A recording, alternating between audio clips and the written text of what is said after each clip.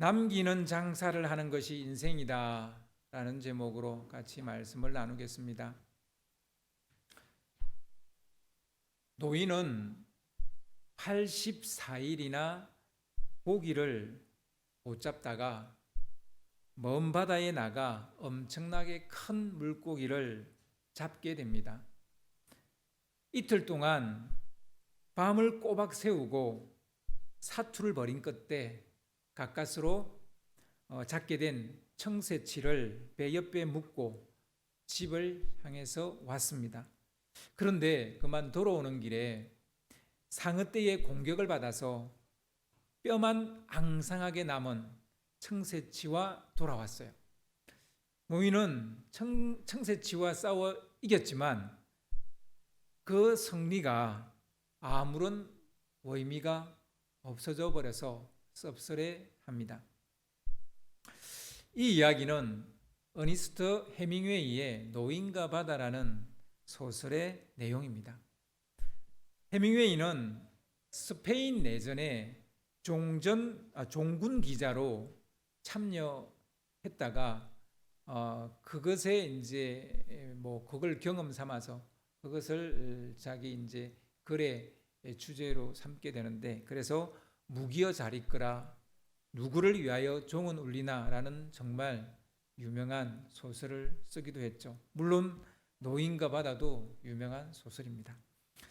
해밍웨이는 소설을 통해 나라 간에 벌어진 전쟁이든 개인이 삶의 현장에서 벌인 사투이든 간에 결국 남는 것은 앙상한 뼈밖에 없다라는 것을 이야기하고 싶었던 것 같습니다. 너무 간단한 주제인데 이걸 이제 소설로 이렇게 쓴 거죠. 그래서 해밍웨이를 대표적인 허무주의 작가라고 그렇게 말을 합니다. 노인은 불굴의 의지로 엄청난 일을 해냈지만 결국 빈손으로 돌아와 깊은 잠에 빠져 들어갑니다. 이것이 해밍웨이가 이해한 인생관이 아닐까 싶습니다. 이런 인생관을 가진 사람이 종종 하는 말이 있죠. 인생은 공술의 공수거다. 빈손으로 왔다가 빈손으로 가는 것이 인생이다. 사람들은 인생이 공술의 공수거인데 무얼 그렇게 아등바등 욕심부리며 사느냐고 말합니다. 인생 별거 없으니 그냥 되는 대로 살라고 말합니다. 바람 따라 구름 따라 물 흐르듯이 살라고 말합니다. 인생을 다 아는 것처럼 이런 말을 툭툭 내뱉죠. 아마 여러분도 이 비슷한 말 해보셨을 줄 압니다. 하지만 인생이 마음대로 되지 않아서 자기 위로 차원에서 이런 말을 하고 있지 않은지 우리는 물어볼 일이죠. 그러니까 막 인생이 마음대로 안 되니까 인생 별거 없다, 그냥 되는 대로 살아라, 바람 따라 구름 따라 물 흐르듯이 사는 거지, 안 됐다고 그렇게 인상 쓰고 있냐, 이런 얘기. 근데 그게 사실은 그 사람한테 하는 얘기가 아니라 자기가 이미 그걸 겪었기 때문에 자기 위로 차원으로 이야기하고 있는지도 모르겠습니다. 여러분에게 묻겠습니다. 인생 무상과 허무가 우리 기독교인의 인생관이 될 수 있을까요? 예? 공술의 공수거가 우리 기독교인의 세계관이라고 할 수 있을까요?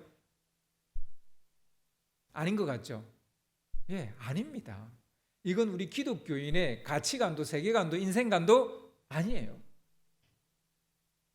그런데요, 우리 크리스찬들 중에 아무 생각 없이 이 말을 얼마나 자주 쓰는지 몰라요. 인생 별거 없어, 왜 그렇게 살아, 이런 얘기 우리 믿는 사람들도 너무 많이 해요. 그리고 빈손으로 왔다 빈손으로 가는 게 인생인데 그거 실패했다고 그래. 물론 위로 차원에서 하는 말이겠지만 이런 말을 우리는 요만큼도 주저하지 않고 이런 말을 해요. 그럼 도대체 우리 기독교인의 인생관은 무엇이어야 할까요? 이런 허무주의가 우리 인생관이 아니라면 최대한 남기는 것, 사는 동안 남기는 장사를 하는 것, 그게 기독교인의 인생관이에요. 조금 무섭게 들릴지 모르겠지만 이것은 오늘 성경이 하는 얘기입니다. 기독교인의 인생관은 최대한 무언가를 남기는 거예요. 장사라는 게 약간의 미천으로 큰 부를 만들어내는 것, 혹은 뭐 큰 부까지 아니더라도 뭐 작은 부라도 하여튼 내가 작은 어떤 거로 더 크게 뭔가를 만들어내면 그게 장사예요. 물론 뭐 손해보는 장사도 있긴 합니다만, 그러나 기본적으로 장사는 이와 같이 뭔가를 더 창출해내는 것을 말합니다. 인생을 장사에 비유하고 있다는 겁니다. 성경은 약간의 미천으로 부유함과 풍성함을 창출하는 것이 인생이다 이렇게 말하고 있는 거예요. 그래서 사는 동안 내가 가진 것으로 무엇인가를 창출해내고 무엇인가를 남겨야 하는 게 인생이라는 거예요. 왜냐하면 죽을 때 절대 빈손으로 가지 않기 때문입니다. 기독교인의 세계관은 반드시 심판이 있다고 말합니다. 기독교의 세계관은 그렇습니다. 어떻게 살았는지 꼼꼼하게 따져보고 한치의 오차도 없이 결산을 한다라고 성경은 말합니다. 그걸 오늘 읽은 설교 본문이 이야기하고 있는 겁니다. 다시 말하지만 우리 인생은 빈손으로 왔다가 빈손으로 가는 것이 절대 아닙니다. 먼저 우리는 빈손으로 오지 않았어요.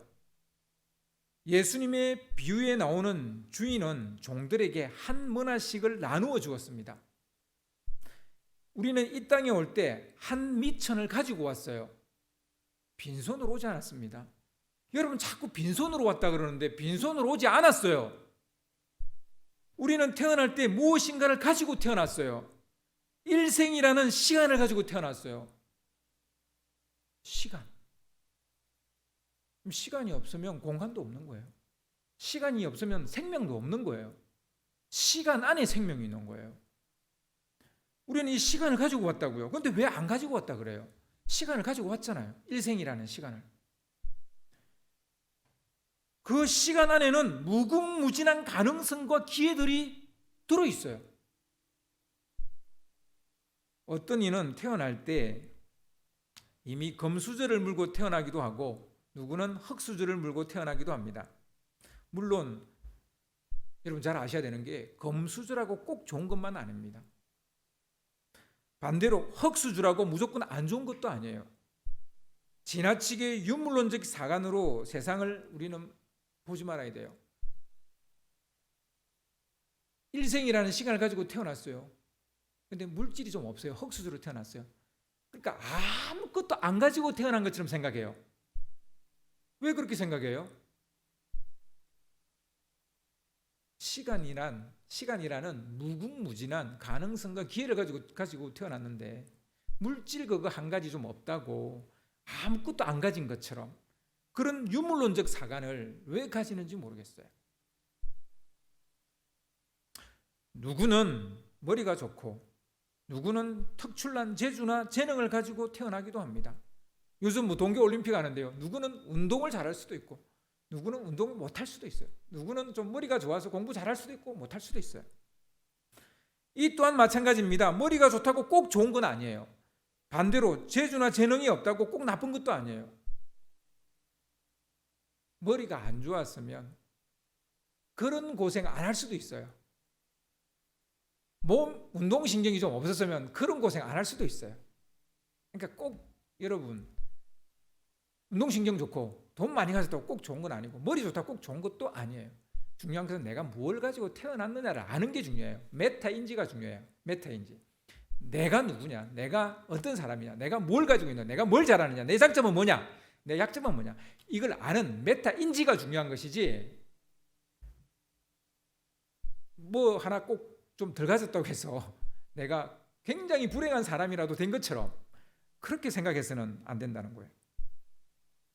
분명한 것은 정도의 차이는 있을지 몰라도 사람은 각자 무엇인가를 가지고 태어났어요. 그것이 물질이든 머리든 그러니까 좀 그러네요. IQ라 그럴까요? 머리 없이 태어난 사람은 없으니까 뭐 하여튼 재주나 재능이든 멀쩡한 신체든 건강이든 무엇인가를 가지고 태어났어요. 심지어는 우리가 신체의 어느 일부분을 좀 이렇게 장애를 가지고 태어날 수 있어요. 그래도 뭔가를 가졌잖아요. 손에 잡은 것이 없어 보인다고 태어날 때 아기 손에 아무것도 없다고 해서 정말 빈손으로 태어난 건가요? 아니잖아요.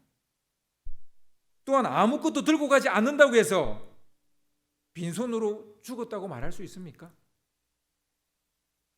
아무것도 가지고 안 간다고 해서 정말 빈손으로 가는 겁니까? 아니잖아요. 제가 그제 서점에 갔어요. 여기 교보문고에 들렀는데요. 이미 고인이 된 박완서 씨의 에세이집이 아직도 베스트셀러에 올라 있더라고요. 그분이 죽은 지 벌써 한 3년 4년 됐어요. 더 됐나요? 그런데도 그분 책은 아직도 베스트셀러 칸에 올라 있다니까요. 이분은 죽었지만 뭘 남기고 죽었어요. 조금 전에 해밍웨이의 소설을 이야기했습니다. 우리는 아직도 오래전에 죽은 해밍웨이의 소설을 읽고 있어요. 우리는 요즘 모세가 쓴 모세오경을 읽고 있습니다. 이제 민수기 끝나고 신명기를 읽고 있어요. 모세는 3,400년 전에 죽었어요. 근데 모세가 쓴 모세오경을 우리는 읽고 있다니까요. 모세는 뭘 남겼어요? 모세오경을 남겼어요. 다윗도 빈손으로 하나님께 가지 않았어요. 수많은 시와 노래, 거룩한 영광과 삶의 본을, 신앙의 본을 남기고 갔어요. 아브라함은 믿음의 씨를 남겼어요. 이삭을 남겼어요. 아이 하나 남겼다고 여러분 우습게 생각하십니까? 여러분 이삭 같은 아들 하나 남기기 쉽지 않아요. 그 우습게 보면 안 돼요. 아브라함 우습게 보면 안 돼요. 그냥 이삭이라고 믿음의 자손 하나 딱 남겼다고 해서 뭐 이거밖에 안 남겼어? 이렇게 할 수 있어요 우리가? 제가 애 낳고 키워보니까요. 애 하나 키우기 쉽지 않아요. 물론 그냥 뭐 몸뚱아리 키우는 건 뭐 그렇게 어렵지는 않은데요. 뭐 그것도 쉽지는 않지만 이 아이의 믿음까지 세워준다는 게 쉬운 일이 아니에요. 대단한 일입니다. 아무튼 우리도 빈손으로 가지 않을 거예요. 이것은 분명한 사실입니다. 무엇인가를 들고 갈 텐데 문제는 무엇을 들고 갈 것인가입니다. 언젠가는 죽을 것인데 무엇을 남기고 죽을 것인가입니다. 쓰레기 같은 것만 들고 갈지, 하늘에 쌓을 보화를 들고 갈지, 후세에 영감을 줄 그 무엇인가를 남기고 갈지, 아니면 아무 쓰잘데기 없는 것을 남기고 갈지, 그것은 이 땅에서 어떻게 사느냐에 달려 있을 겁니다. 어떻게 사느냐는 무엇을 남길 것인가와 같은 말이라고 저는 생각합니다. 어떻게 사느냐는 무엇을 남길 것이냐, 이 같은 말이라고 저는 생각해요. 목사님 저 어떻게 살아야 돼요? 그럼 저는 그렇게 말해주고 싶어요. 뭘 남기고 싶은데요? 그 남기고 싶은 걸 하세요. 좀 그렇게 말해주고 싶어요. 저는 믿음의 아이를 남기고 싶고, 그러면 이제 아이를 낳으면 돼요. 그럼 아이를 낳으면 돼요. 아이를 양육하면 돼요. 저는 뭔가 이름을 남기고 싶어요. 그럼 이름 남길 만한 일을 하면 돼요. 어떻게 사느냐는 무엇을 남길 것인가와 같은 말이다. 저는 이렇게 생각합니다. 장례식을 집도하는 목사님이 고인은 빈손으로 왔다가 빈손으로 이 세상을 떠났습니다라는 정신 빠진 설교를 하는 걸 제가 들어본 적이 있어요. 목사가 정신 빠진 설교 아닙니까? 어째서 목사가 사람이 빈손으로 왔다가 빈손으로 갔다고 말을 하는 거예요. 성경은 그렇게 이야기하지 않는데 성경을 가르치는 목사가 왜 장례식에서 그런 설교를 하는지 모르겠어요. 이분은 무엇인가를 가지고 왔는데 무엇인가를 남기고 갔습니다. 이렇게 이야기해야죠. 이분은 이런 일을 하다가 하나님이 부르셔서 갔습니다. 이런 얘기를 해야지 왜 빈손으로 왔다가 빈손으로 갔다고 말을 해요. 저는 그렇게 기도하는 분도 봤어요. 장례식장에서. 고인은 빈손으로 왔다가 빈손으로 갔습니다. 정말 그 고인이 벌떡 일어날 일 아니에요? 그 죽었던 사람이 벌떡 일어날 일 아니에요? 내가 뭘 한 게 있는데 왜 빈손으로 간다 그래요? 나는 한 게 있는데 나 하나님 앞에 가서 내려놓을 게 있는데 왜 나를 빈손으로 간다 그래요? 여러분, 죽은 사람 벌떡 살아나게 만드는 그런 기도하면 안 돼요. 여러분, 우리는 반드시 무엇인가를 가지고 갑니다. 예수님은 여리고에서 삭개오를 만났죠. 그리고 바디메오를 만났어요. 이제 여리고를 뒤로하고 예루살렘으로 올라가게 됩니다.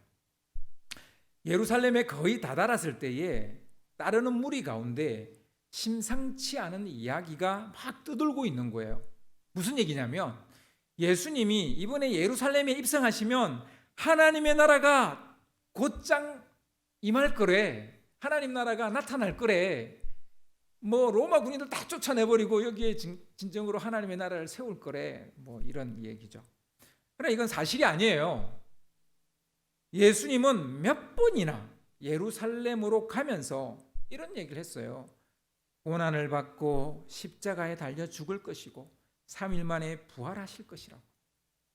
정말 귀에 못이 박히도록 딱지가 안 들 정도로 그렇게 이 얘기를 했는데 지금 따르는 무리들은 뭐라고 말하냐면 이번에 예수님이 예루살렘 입성하시면 하나님의 나라가 나타날 거래. 사람들은 정말 자기 듣고 싶은 것만 듣는 거죠. 예수님은 이것을 바로잡아 주려고 그게 아니라니까. 이거 바로잡아 주려고 그들에게 하나의 비유를 이야기하시는 거예요. 한 귀족이 왕위를 받아오려고 먼 길을 떠나게 된다라는 그런 비유입니다. 그래서 그는 종 10명을 불러 모았어요. 떠나기 전에. 그리고 한 문화씩을 나눠주고 내가 돌아올 때까지 이 돈을 가지고 장사를 해보라 이렇게 일렀어요. 당시 한 문화는 100드라크마 정도의 가치가 됩니다. 한 드라크마는 일꾼의 하루 품삯입니다. 작은 돈은 아니죠. 한 미천이 될 만한 돈이 되는 거죠. 무언가를 할 수 있는 한 미천이 될 만한 돈이 되는 거죠. 이 비유는 예수님이 이 세상을 다스릴 왕으로 다시 오시기 위해 잠시 이 세상을 떠날 것을 암시하는 말입니다. 이번에 이 땅에 오신 것은 왕이 되려고 온 게 아니고 세상 죄를 지고 가는 어린 양이 되기 위해서 오셨어요. 대속의 제물이 되려고 초림하신 거는 대속의 대물이 되려고 오신 거예요. 그리고 이제 갔다가 다시 올 텐데 그때는 왕으로 오실 거예요. 심판의 주로 오실 거예요. 죽어 부활 성천하신 후에 하나님의 때가 되면 이 세상을 다스릴 왕으로 오실 것입니다. 예수님은 이 세상을 떠날 때 남겨지는 제자들에게 이 복된 소식, 내가 다시 올 건데 그때는 내가 왕으로 올 거라는 이 복된 소식, 너희를 구원할 구원의 주로 오고 믿지 않는 자는 심판할 심판의 주로 올 것이라는 이 복된 소식과 믿는 자들의 공동체인 교회와 그리고 늘 함께 하시는 그리스도의 영인 성령을 그들에게 선물로 주고 떠납니다. 이게 한 문화죠. 이것을 미천 삼아서 인생 장사를 해보라는 거예요. 인생 장사를. 그리고 떠나신 겁니다. 다시 비유로 돌아가 봅시다. 사람들은 왕이 되어 돌아오겠다는 그 기적을 미워했어요. 그들은 그가 그들의 왕이 되는 것을 원하지 않았어요. 뭐 사람들이 그를 왕으로 세우려니까 일단 죽여버렸죠. 근데 또 왕이 돼서 온다 하니까 그것도 싫은 거예요. 그래서 사신을 뒤로 보내서 왕위를 주는 자에게 그가 왕이 되지 못하도록 방해 작업을 했습니다. 그러나 그 귀족은 왕위를 받아가지고 돌아오게 됩니다. 2000년의 세월이 흘렀지만 사람들은 여전히 예수가 자기들의 왕이 되는 것을 좋아하지 않습니다. 원하지 않습니다. 자기 자신이 왕인데 왜 네가 자꾸 나한테 왕이 되려고 그러냐 이러는 거예요. 내가 내 자신의 왕인데 왜 자꾸 당신이 나의 왕이 되겠다고 그러냐. 난 당신이 나의 왕이 되는 거 원하지 않는다. 세상 사람들은 그렇게 말합니다. 그러나 예수님은 만왕의 왕이 되셔서 다시 이 땅에 오실 것입니다. 그것을 우리는 재림이라고 말합니다. 예수님이 이번에 예루살렘에 입성한다고 곧장 하나님 나라가 임하는 거 아니에요. 2000년이 지났지만 아직도 오지 않았어요. 하지만 왕으로 다시 오시면 그는 한 머나를 맡겼던 종들을 불러서 그동안에 그것으로 얼마를 벌었는지를 따져볼 것입니다. 첫 번째 종이 와서 회계장부를 내밀었어요. 주인님, 저는 한 머나로 10머나를 남겼습니다 라고 말합니다. 주인이 그에게 잘했다. 너는 착한 종이로구나. 내가 지극히 작은 일에 충성했으니 나는 너에게 10고를 다스리게 하겠다 하며 칭찬과 보상을 같이 하셨죠.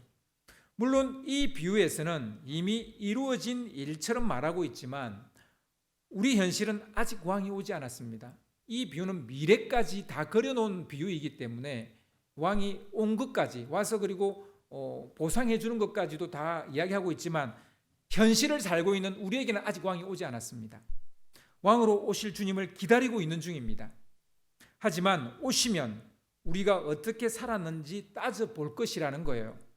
여전히 우주적인 종말은 아직 오지 않았지만 개인적인 종말을 맞이한 사람은 어마어마하게 많습니다. 2000년 동안에 죽은 사람이 얼마나 많아요? 많잖아요. 개인적인 종말을 맞은 사람은 많습니다. 개인적인 종말을 맞이할 때도 우주적인 종말을 맞이할 때처럼 똑같은 결산을 하게 될 것입니다. 무엇을 남겼느냐와 얼마나 남겼느냐를 반드시 물어볼 거라는 거예요. 무엇을 남겼고 얼마를 남겼느냐. 그리고 이에 상응하는 상을 주실 것입니다. 10머나를 남긴 이에게는 10고를 다스릴 수 있도록 하겠다는 것이에요. 보상은 정확합니다. 남긴 대로 보상한다는 거예요. 행한 대로 갚으시겠다는 거예요. 두 번째 종이 왔어요. 주인님, 저는 한 머나로 5머나를 남겼습니다. 주인은 그에게도 칭찬하고 보상으로 5고를 다스리게 했습니다. 그런데 그 다음으로 온 종은 주인으로부터 칭찬은커녕 호통과 벌을 받게 됩니다. 칭찬은 고사하고 호통과 벌을 받게 돼요. 도대체 뭘 어쨌길래 이 사람만 이런 대접을 받게 되어졌을까요? 그는 주인이 맡긴 한 머나를 수건에 쌓아두었다가 그대로 들고 왔기 때문이에요. 이런 게 아니에요. 일이 잃지 않았어요. 한 머나를 그대로 가져왔어요. 그런데도 호통을 쳤고 벌을 줬어요. 남긴 것이 아무것도 없었다는 이유입니다. 왜 아무것도 남기지 못했을까요? 그의 변명을 한번 들어볼까요? 오늘 본문 21절을 보면 오늘 본문 21절을 좀 띄워주시겠습니까? 이는 당신이 엄한 사람인 것을 내가 무서워함이라 당신은 두지 않은 것을 취하고 심지 않은 것을 거두나이다. 공동 번역으로 이 구절을 제가 읽어드릴게요. 공동 번역으로 이 구절을 읽으면 이렇습니다. 주인님은 지독한 분이라 맡기지도 않은 것을 찾아가고 심지도 않은 데서 거두시기에 저는 무서워서 이렇게 하였습니다. 이렇게 되어져 있어요. 이 종은 주인을 마치 악덕 기업주 정도로 이해하고 있습니다. 착취와 착복하는 자로 이해하고 있습니다. 심각한 오해죠. 한마디로 주인에 대한 잘못된 이해가 이런 어처구니 없는 결과를 낳았다는 거예요. 즉 행한 대로 갚는 분이라고 생각하지 않았고 주지도 않으면서 빼앗고 막 착복하고 뭐 이런 거로 알았기 때문에 꽁꽁 숨겨뒀다는 거예요. 이것은 주님에 대한 오해를 하고 있는 것입니다. 주님은 분명히 말합니다. 행한 대로 갚겠다고. 행한 대로 심은 대로 거두겠다고 분명히 말씀하십니다. 그런데 주님은 주님을 그렇게 이해하지 않는다는 거예요. 우리는 여기서 정말로 중요한 사실을 발견하게 됩니다. 왕으로 다시 오실 예수님을 잘 모르면 남기는 인생이기는커녕 있는 것까지 빼앗기는 인생이 될 수도 있다라는 것입니다. 진정으로 남기는 인생을 살고자 한다면 반드시 예수님을 바로 알아야 됩니다. 여러분 열심히 사시죠. 정말 열심히 사시죠. 최선을 다하시죠. 근데 여러분 예수님이 뭘 우리에게 주셨는지를 아셔야 돼요. 여러분에게 어떤 재주와 재능을 주셨고 뭘 주셨는지 알아야 돼요. 그리고 그걸 남겨야 돼요. 근데 엉뚱하게 다른 것을 남긴다면 그것은 우리가 애만 썼지 열심히 살기만 살았지 우리의 결산 때 그것이 크게 유익이 되지 않을 수도 있습니다. 나중에 마지막 심판대에 섰을 때에 어째서 아무것도 남기지 않았느냐고 주님이 물으실 때 우리는 이런 변명해서는 안 됩니다. 성경에 다 기록되어 있잖아요. 심은 대로 거두고 행한 대로 갚겠다고. 저 그때 몰랐어요. 제가 그렇게 알았으면 이렇게 안 살았을 텐데 몰랐어요. 이렇게 해서는 안 된다는 거예요. 여러분 성경에 분명히 이야기하고 있잖아요. 근데 성경에 다 이야기해놨는데 제가 성경을 안 읽었어요. 그것도 뭐 변명이면 변명이겠지만 그 변명도 안 통할 거예요. 그래서 여러분 성경이 분명히 이야기하고 있어요. 주님이 어떤 분인지를 잘 몰라서 그랬습니다 라고 말해서는 안 된다는 거예요. 그때 뭐 소용도 없다는 거예요. 주님에 대한 몰이해 혹은 무지가 삶의 결과물을 남기지 못하는 생을 살게 만들 수 있다라는 것입니다. 주님은 행한 대로 갚으시는 분입니다. 맡기지도 않은 것을 찾는 분이 아니에요. 심지도 않은 것을 거두어 가시는 분도 아니에요. 다 우리에게 주셨고 그것을 가지고 남기기를 원하십니다. 주님에 대한 바른 이해가 선행되지 않는다면 아무리 열심히 살아도 남길 것이 없고 남겨도 그것은 하나님 입장에서는 쓰레기밖에 되지 않을 것입니다. 도리어 벌을 받을 수 있다는 사실을 우리는 기억해야 됩니다. 이 종이 주인이 맡겨둔 한 머나를 그대로 방치해 둔 것은 첫 번째는 주인에 대한 오해 때문에 잘 알지 못해서 그랬다는 게 첫 번째고, 두 번째는 왕이 되어 오실 것을 믿지 않았기 때문이에요. 그분이 다시 왕으로 와서 이 모든 것을 다 계산할 것이라는 것을 믿지 않기 때문이에요. 이것이 두 번째 이유입니다. 이 종은 주인의 말보다 사람들의 생각과 술수를 더 의지했던 것 같아요. 사람들은 그 귀족이 왕이 되어서 다시 오는 것을 원하지 않았고, 그래서 인간적인 방법을 썼어요. 그를 십자가에 못 박아 죽여버렸어요. 그들이 이미 손을 써두었습니다. 그러나 이 비유에서처럼 역사의 결말은 그가 왕이 되어 오실 거라는 거예요. 반드시 오실 거예요. 그래서 우리 신앙의 가장 최고의 우리가 믿어야 될 교리는 재림인데요. 근데 이 이제 재림이 이루어지지 않은 일이다 보니까 여기에서 이단이 계속 생기는 거예요. 그러니까 많은 크리스찬들이 재림을 이렇게 묻어둬 버려요. 보질 않아요. 덮어버려요. 이것도 문제인 거예요. 근데 재림은 우리 복음의 마지막 진리입니다.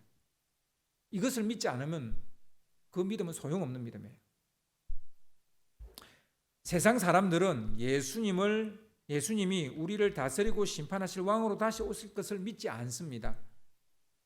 우리 믿는 자들 중에 이런 세상의 지식을 따르고 그들의 술수를 의지하는 이들이 있습니다. 다시 오실 주님에 대한 믿음과 마지막에 심판이 있다는 믿음이 없는 사람들은 인생을 자기 마음대로 사는 거죠. 자기 좋을 대로 사는 거죠. 자기 소견대로 사는 거죠. 그래서 인생을 방치해버릴 수밖에 없는 것입니다. 뿐만 아니라 무엇인가를 남긴다 해도 이런 사람은 쓰레기 같은 잡동사니만 남기게 될 것입니다. 마지막으로 이 종이 아무것도 하지 않았던 것은 게으름 때문이에요. 게으름. 주인의 이 말에 귀를 기울여야 하는데요. 일하기가 그렇게 싫었으면 은행에라도 넣어두었으면 이자라도 생겼을 텐데 그것도 하지 않았느냐라고 되묻습니다. 이게 정말 게을러서 그런 거예요. 여러분, 이 세상에서 가장 쉬운 것이 이자로 돈 버는 거예요.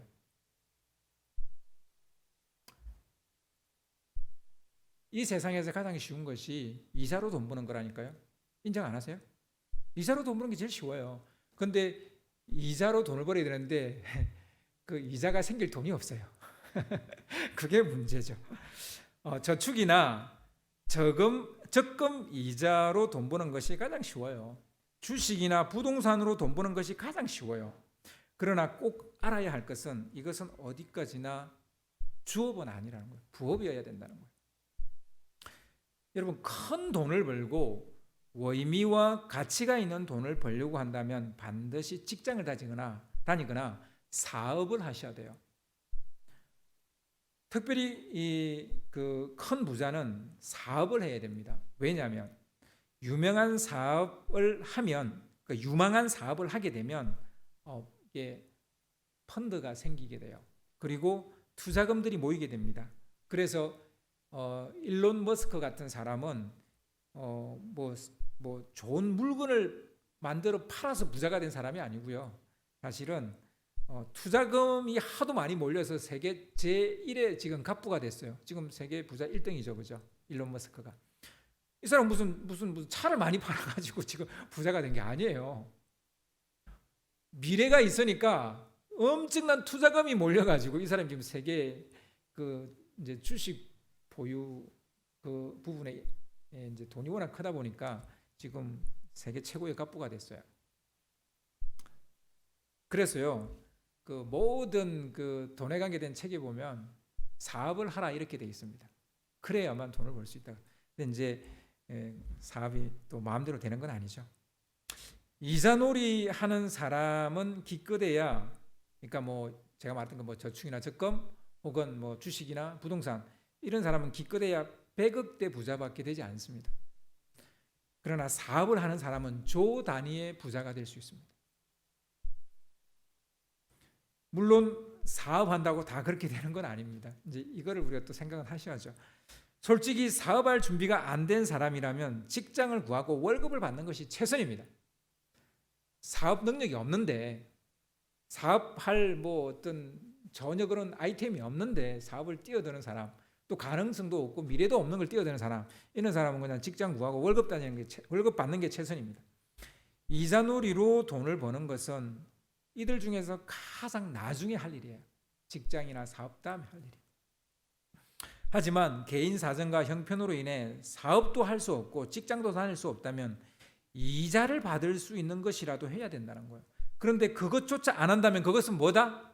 게으름이라는 거예요. 아니, 그래도 뭐 돈이 있어야 좀 뭐 저축이라도, 전혀 없는 거 아니잖아요. 다 처음에는 티끌 모아서 태산되는 것이지 처음부터 태산으로 티끌을 만드는 거 아니잖아요. 작은 돈을 하면 되죠. 그런데 펑펑 써버리잖아요. 다 써버리잖아요. 여러분, 이자로 돈을 버는 건 제일 쉬운 일인데 이것도 안 해요. 그건 게으름입니다. 게으름이에요. 직장도 못 다니겠다, 사업도 못 하겠다, 이자로도 돈 못 벌겠다. 그럼 뭐 어떻게 할 거예요? 그건 게으름이에요.